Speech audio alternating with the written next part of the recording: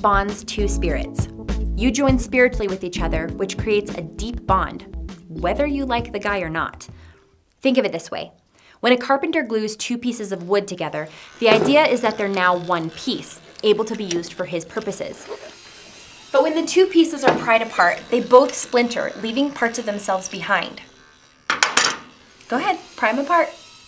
But I just glued them together. Yeah, pry them apart.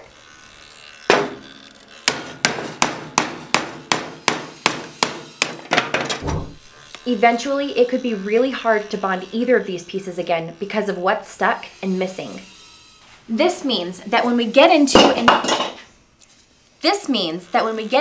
come out of a new sexual relationship, we prevent a full bonding with the next man. You want me to glue this on here? Yeah. That's not gonna bond.